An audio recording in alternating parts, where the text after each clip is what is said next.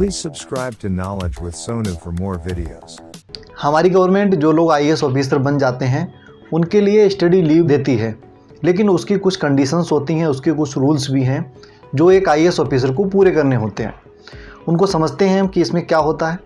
जैसे कि मान लीजिए कोई व्यक्ति आईएएस ऑफिसर बन गया, अब वह स्टडी लीव के लिए कब अप्लाई कर पाएगा, तो उसके लिए कम से कम 9 साल आप एक आईएएस ऑफिसर के रूप में 9 साल सर्विस दे चुके हों। लेकिन जो नॉर्थ ईस्ट आईएएस का कैडर है, उसके जो आईएएस ऑफिसर्स हैं उनके लिए 6 साल रखे गए हैं।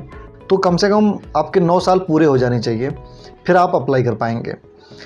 अब इसके बाद बात आती है कि आपके लिए जो समय मिलेगा, जो टाइम मिलेगा वो कितना मिलेगा। तो 2 साल से आपको ज़्यादा का समय नहीं दिया जाएगा। ये भी कंडीशंस है कि आपको ज़्यादा से ज़्यादा 2 साल दिए जा सकते हैं आपकी पढ़ाई के लिए। और इसमें एक चीज़ और भी शामिल होती है कि जब आप स्टडी लीव पे जाएंगे तो आपकी जितनी भी सैलरी है वो कट नहीं होगी। और उसके बाद आप जब किसी भी यूनिवर्सिटी में एडमिशन लेते हैं, उसका जो भी खर्चा है वो भी गवर्नमेंट देती है। वो खर्चा कितना देती है, इसकी भी अपनी कंडीशंस हैं। अगर एक आईएएस ऑफिसर जो विश्व की सबसे टॉप यूनिवर्सिटी हैं एक रैंकिंग के आधार पर, तो उनमें से अगर 1 से लेकर 30 तक इसके बीच में अगर आप किसी भी रैंकिंग की यूनिवर्सिटी में एडमिशन ले लेते हैं तो आपको फर्स्ट ईयर में मिलेंगे लगभग $35,000 और सेकेंड ईयर में आपको मिलेंगे $45,000, जिनकी अपने इंडियन रुपए में अगर आप देखेंगे तो लगभग 32 लाख के आसपास होती है।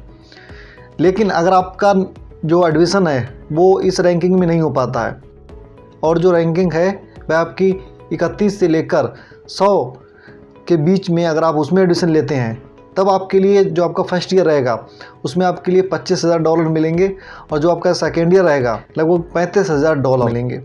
हाँ, उससे पहले एक चीज़ और ज़रूरी है कि जब आपको स्टडी लीव दी जाएगी उस समय आपसे एक एग्रीमेंट पर एक साइन करवाए जाएंगे कि जैसे ही आप अपनी स्टडी लीव जो आपको मिली है वो पूरी करते हैं, उसके बाद जब आप वर्क को अपनी सर्विस को रिज्वाइन करेंगे तो कम से कम 3 साल तक आप सर्विस से रिज़ाइन नहीं देंगे।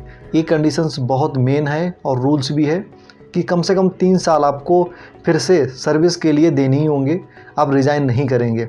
ये जो गवर्नमेंट का 3 साल वाला रूल्स है वो इसलिए है कि गवर्नमेंट ये चाहती है कि आपके लिए ये 30, 40, 50 लाख रुपए जो दिए जाएंगे कि एजुकेशन के लिए, तो उस एजुकेशन का यूज आप एक आईएएस ऑफिसर के रूप में उस सर्विस में भी करें। इसीलिए कम से कम 3 साल आपको सर्विस के लिए देने होंगे, उसके बाद ही आप रिजाइन कर सकते हैं, जिससे गवर्नमेंट को उसका फ़ायदा हो सके। जो आपके ऊपर इतना पैसा लगाया है गवर्नमेंट ने, एक तो 2 साल के लिए आपकी जो सैलरी है वो भी दी है, भले ही आप जॉब नहीं कर रहे हैं, आप स्टडी लीव पर हैं, और उसके साथ साथ जो वहाँ पर और रुपए जो खर्च कर रहे हैं अपनी एजुकेशन पर वो भी गवर्नमेंट दे रही है। तो इसीलिए कम से कम 3 साल गवर्नमेंट के लिए आप दें, जिससे गवर्नमेंट को भी फ़ायदा हो। तो इसलिए ये रूल्स बनाया गया।